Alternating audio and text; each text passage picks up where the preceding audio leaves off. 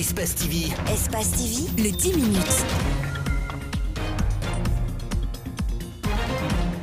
Membres du gouvernement, partenaires techniques et financiers étaient tous réunis autour des personnes handicapées pour réaffirmer leur détermination à œuvrer ensemble en faveur d'un monde meilleur, inclusif, équitable et durable pour tous, où les droits des personnes handicapées sont pleinement respectés. Le handicap souvent est très injustement confondu à des notions désobligeantes comme la mendicité. Nous sommes heureux de constater que ce thème fait partie des grands débats. L'inscription de l'entrepreneuriat et de l'emploi des personnes handicapées dans le programme national de développement économique et social PNDS a été le point de départ de ce regain de considération pour le handicap. Le directeur PIPNUD a mis l'occasion à profit pour exposer la situation des personnes handicapées avant de remettre un lot de matériel informatique au gouvernement. Ce matériel est destiné aux organisations fêtières des handicapés. Le Premier ministre Kassori Fofana, qui a présidé la cérémonie, s'est dit très ému. Il a ensuite annoncé l'adoption très prochaine de la loi portant sur la protection et la promotion des personnes handicapées. Monsieur le président de la République, François Alpha-Condé, s'est engagé à offrir les conditions décentes à tous les Guinéens de tous les bords confondus. L'adoption de la toute première loi portant protection et promotion des personnes handicapées et son adoption par le chef de l'État sont des preuves de la détermination de l'État à réduire les inégalités entre les citoyens. Ces personnes handicapées attendent impatiemment l'adoption de cette loi qui prévoit leur prise en compte. Nous attendons que l'État fasse beaucoup dans la vulgarisation, notamment la loi portant protection et promotion de la personne en situation de handicap. La prestation d'un groupe de personnes handicapées sur les maux dont souffre cette couche a mis fin à la cérémonie. Ils sont au nombre de 45 OSC venus des divers horizons. Leur point commun, identifier des aspects ayant permis la bonne marche du contrôle citoyen de l'action publique. Hassan vient du Niger. Là-bas, tant d'efforts, dit-il, ont été entrepris par la structure dont il représente. D'abord, à l'échelle locale, nous organisons dans les communes des séances de reddition publique des comptes. Nous encourageons les élus locaux régulièrement à procéder à des redditions publiques de comptes, notamment par le recours aux radios communautaires. Cet autre burkinabé, par ses initiatives, il participe à l'appropriation des données étatiques à ses concitoyens. Pas seulement. Comment, à travers la promotion des données ouvertes, arriver à engager les citoyens dans le contrôle de l'action gouvernementale. Voilà. Nous avons mené différents projets dans ce sens, notamment le projet sur le programme national de développement économique et social dans le cadre du suivi et évaluation de ce programme gouvernemental. Toutefois, les difficultés que rencontrent ces organisations de la société civile ne sont pas anodines. Certaines sont d'ordre financier, d'autres sont liées à l'accès à l'information et sans oublier le déficit infrastructurel. La difficulté d'accès à l'information, la perception biaisée ou le préjugé sur les actions de la société civile. Et les OSC ont beaucoup d'initiatives, beaucoup d'énergie, mais les ressources se raréfient. La deuxième préoccupation, elle est d'ordre structurel, dans la capacité de nos structures à être sur le terrain. Nous, à Transparency Niger, nous pensons que le travail doit commencer à la base, que nous ayons des citoyens conscients, des citoyens responsables. À l'issue des travaux, les participants devront adopter une méthodologie participative et interactive, procéder par la suite à une visite de terrain.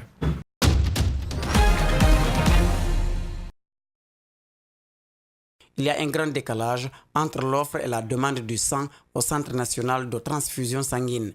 Les donateurs se comptent au bout des doigts et pourtant les sollicitations croissent tous les jours. Les femmes qui viennent pour accoucher, des patients qui subissent des interventions chirurgicales, mais aussi des accidentés. Actuellement, il y a beaucoup de malades.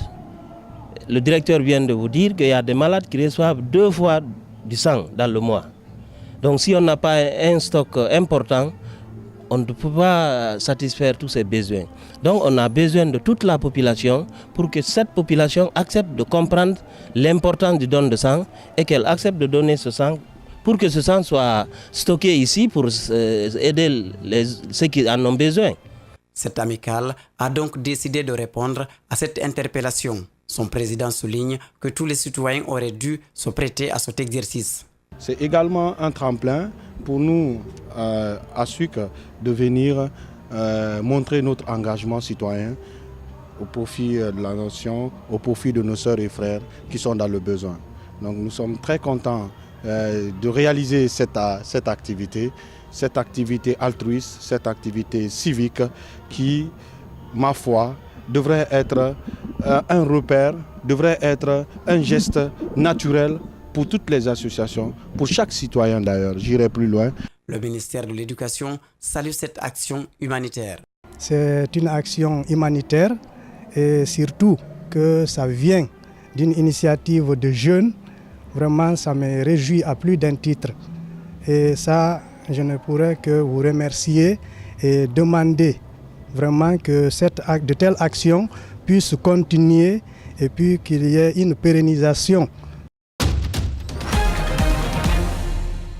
Durant leur cursus académique, l'Université Roi Mohamed VI, à travers ses différents programmes, a donné à ses étudiants la compétence du savoir-faire et du savoir-être. À l'occasion de cette cérémonie de remise, les autorités de cette institution d'enseignement supérieur privé du pays invitent ces diplômés à mettre cela en pratique dans leur vie professionnelle. Ne l'oubliez jamais, la marque Université Roi Mohamed VI est différente des autres. Elle est caractérisée par le sens élevé de critique, d'éthique, de probité, l'esprit d'analyse, l'excellence, la discipline, la rigueur et le professionnalisme. Quand vous avez ces diplômes, ce n'est pas pour aller travailler seulement à la fonction publique ou dans les entreprises, mais faire en sorte que vous pouvez faire quelque chose pour vous. Il y a des compétences. En créant des entreprises, au lieu d'aller ailleurs, allez rester dans l'eau. Au cours de cette remise, plus de 1200 étudiants dans les branches techniques et de la formation supérieure sont licenciés.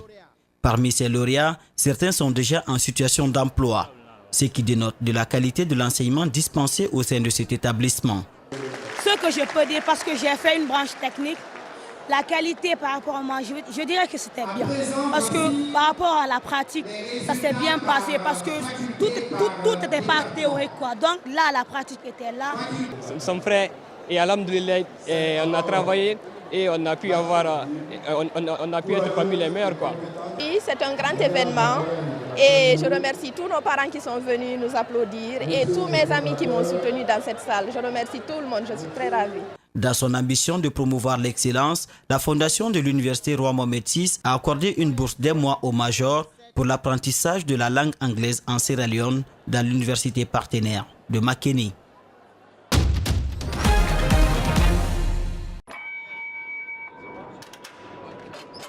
« 9h du matin dans une mine de Silésie, fin de journée pour ces gueules noires qui ont passé la nuit à extraire du charbon 600 mètres sous terre. En Pologne, plus de 60 000 hommes travaillent dans les mines. Le charbon est la principale source d'énergie du pays et la région de Silésie en abonde. Bien que le travail soit dangereux et nocif pour la santé, la main-d'œuvre ne manque pas. C'est de famille. Mon père, mon grand-père étaient mineurs, alors moi aussi. C'est avant tout le salaire qui m'a motivé, car il est plus élevé que dans les autres secteurs. Il m'arrive d'avoir peur, mais c'est rare, et c'est une chose à laquelle on ne pense pas. Un mineur peut gagner jusqu'à 1 600 € par mois, 2 fois plus que la moyenne nationale. Il a aussi droit au 13e et au 14e mois, à 8 tonnes de charbon par an offertes et à la retraite pleine après 25 ans de travail. Mais les accidents sont nombreux, une vingtaine d'hommes sont tués chaque année. Le lien entre ceux qui travaillent dans les mines est très fort, et je peux dire sans hésiter que chaque mineur serait prêt à mourir pour son collègue. Agatha est veuve depuis 6 ans. À 8 mois de la retraite, son mari est mort dans un accident au fond d'une mine, laissant derrière lui 4 enfants. Depuis, la sécurité sociale verse au total 850 € par mois à la veuve et à sa dernière fille, encore mineure, mais Agatha s'est sentie abandonnée. Lorsqu'il y a une tragédie collective, le président, le Premier ministre viennent. Ils sont attentifs, ils promettent des rentes spéciales et des aides financières. Mais lorsqu'une seule personne meurt, il n'y a qu'une ligne sur Internet, rien d'autre. Désormais, Agata se bat pour que le statut des veuves et des orphelins de mineurs soit reconnu dans le droit polonais. Malgré tout, elle ne s'est pas opposée à la décision de ses deux fils, devenus à leur tour mineurs.